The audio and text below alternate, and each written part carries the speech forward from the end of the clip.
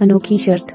Iran का बादशाह बहुत दिनों से परेशान था। यूं तो हर तरफ खुशहाली का दौर था, मगर बादशाह की परेशानी की वजह उसकी इकलौती बेटी शहजादी सना थी।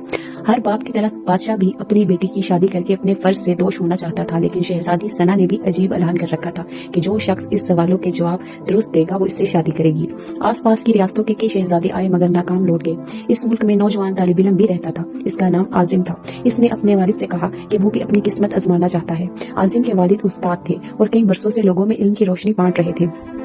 मुल्क फारिस का वजीर आजम, बड़े बड़े दरबारी और शहर का काजी भी इनका शागिर्द था। बाप ने बेटे की ख्वाहिश देखी तो बोले, बेटा अगर तू नाकाम लौटा तो तेरा कुछ नहीं जाएगा। लोग क्या कहेंगे कि एक उस्ताद का बेटा नाकाम हो गया। आजिम अपने बाप से कहने लगा, बाबा बड़े बड़े शहजादे लौट गए, अगर मैं भी नाकाम हो गया तो क्या हुआ? ये तो मुकाबला है, जो भी जीत ले। और शायद खुश नसीब मैं ही हूँ अगर बाप को बेटे की जिद माननी पड़ी। आजिम खुशी खुशी महल की तरफ चल पड़ा। शहर भर में ये खबर जंगल की आग की तरफ फैल गई कि एक आलिम का बेटा किस्मत आजमाने महल में चला आया है।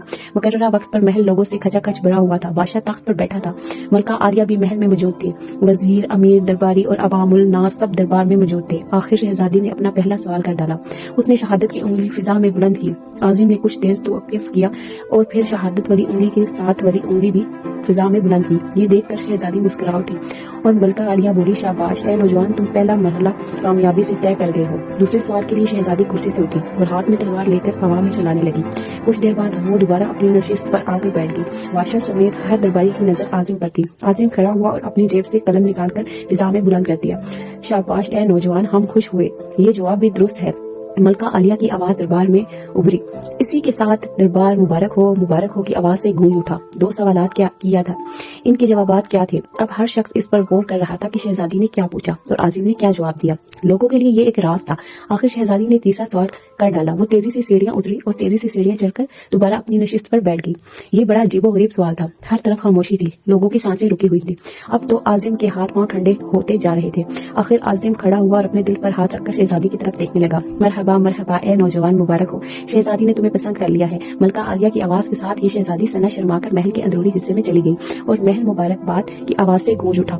लोग खुशी से झूम रहे थे। वो दिल ही में अल्लाह का शुक्र अदा कर रहे थे जिसने उससे ये एजाज बख्शा था। बादशाह ने आजिम से पूछा, ए नौजवान, मलका आलिया को तुमने मुतमईन कर दिया।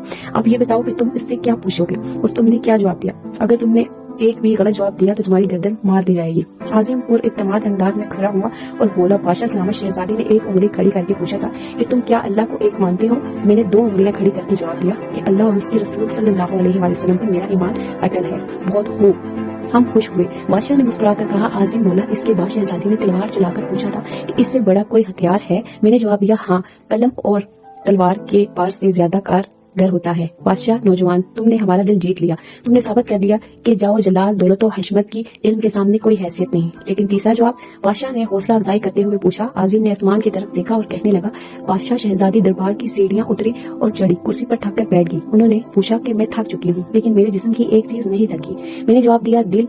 ये पैदाइश से लेकर मौत तक बगैर थके धड़कता रहता है। बादशाह ने आजिम को पास बुलाकर गले से लगा लिया और कहा, ए लोगो, गवाह रहना, मैंने हकदार का हक अदा कर दिया। मेरी बेटी ऐसे शख्स की बीवी बन रही है जिसके पास इल्म की दौलत है, जिसे कोई नहीं चुरा सकता है और ना कम कर सकता है। बादशाह ने उसी वक्त खुशी खुशी आजिम और शहजादी सना की शादी तय कर दी।